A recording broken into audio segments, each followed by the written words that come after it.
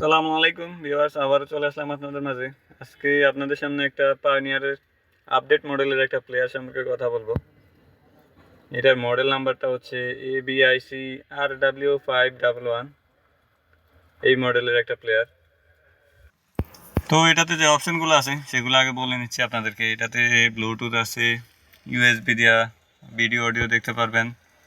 তাছাড়া এটাতে ইন্টারেস্টিং একটা পার্ট আছে, সেটা হচ্ছে আপনি HDMI অপশন ব্যবহার করে অ্যান্ড্রয়েড টিভি স্টিক কানেক্ট করলে আপনি এটাতে ইউটিউব প্লে করতে পারবেন। তো সেটা অন্য ভিডিওতে দেখাবো।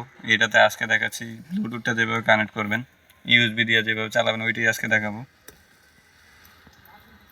তো এটা পায়োনিয়ারের একটা লেটেস্ট মডেলের একটা প্লেয়ার। এটাতে ব্লুটুথটা যেভাবে কানেক্ট করবেন ওই প্রসেসটাই সবার আগে দেখাচ্ছি আমি আপনাদেরকে। এখানে দেখেন এবিতে ক্লিক করার পরে বাম পাশ থেকে এখানে দেখাচ্ছে FM AM AUX USB Bluetooth.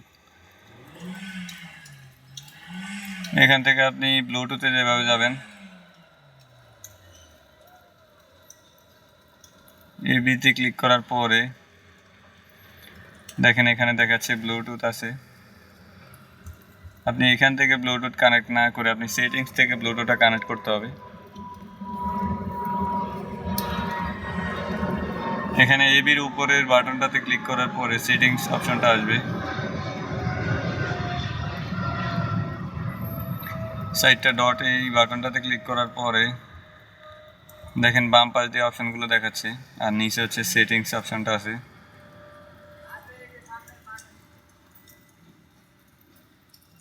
এই প্লেয়ারটা লুকিংটা অনেক সুন্দর, গর্জিয়াস একটা লুকিং। তো আপনি ব্লুটুথ কানেক্ট করতে হলে নিচে দেখেন মাঝখান বরাবর সেটআপ অপশন দেখাচ্ছে। আপনি এখান থেকে কানেক্ট করতে পারবেন না, এবিতে যাওয়ার পরে কানেক্ট করতে পারবেন না। আপনি সেটিংস থেকে ব্লুটুথটা কানেক্ট করতে হবে। এবির উপরের বাটনটাতে ক্লিক করতে হবে। এটাতে ক্লিক করার পরে দেখেন মাঝখানে নিচে এইটাতে ক্লিক করবেন। এইটাতে ক্লিক করার পরে একেবারে নিচের দিকে যাওয়ার পরে উপর থেকে 2 নাম্বারটাতে ক্লিক করবেন। উপর থেকে 2 নাম্বারটাতে ক্লিক করবেন, 3 নাম্বারটাতে ক্লিক করবেন। আমি একটা একটা ক্লিক করে দেখাচ্ছি আপনাদেরকে। উপর থেকে একেবারে 5 নাম্বারটাতে ক্লিক করার পরে দেখেন ব্লুটুথ দেখাচ্ছে। সাউন্ডের আইকনেরটার পরে এটাই হচ্ছে ব্লুটুথের অপশন। ব্লুটুথে ক্লিক করার পরে দেখেন এখানে অলরেডি একটা ডিভাইস কানেক্টেড আছে। এইটা যেভাবে ডিলিট করবেন দেখেন ডান পাশে দেওয়া আছে ডিলিট অপশন। ডিলিটের মতো আইকন যেটা আছে এটাতে ক্লিক করবেন। এটাতে ক্লিক করার পর হচ্ছে বাম পাশে ইয়েস দিলে ডিলিট হয়ে যাবে।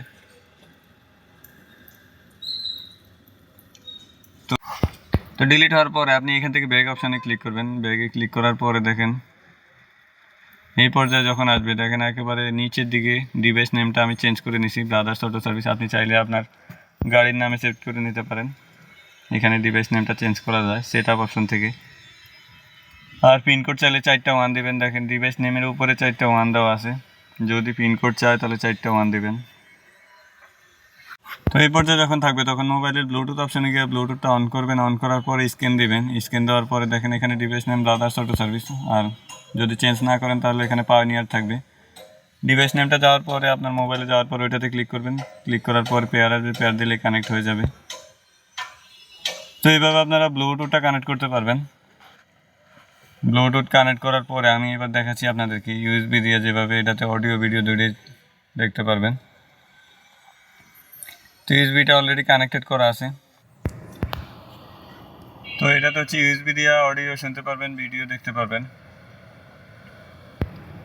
এই অপশানগুলোই আছে এটাতে, FM AM TV aux Bluetooth USB. তাছাড়া এটাতে আপনি ইউটিউব থেকে প্লে করতে পারবেন HDMI এর মাধ্যমে একটা ডিভাইস কানেক্ট করলে। সেটা অন্য ভিডিওতে দেখাবো।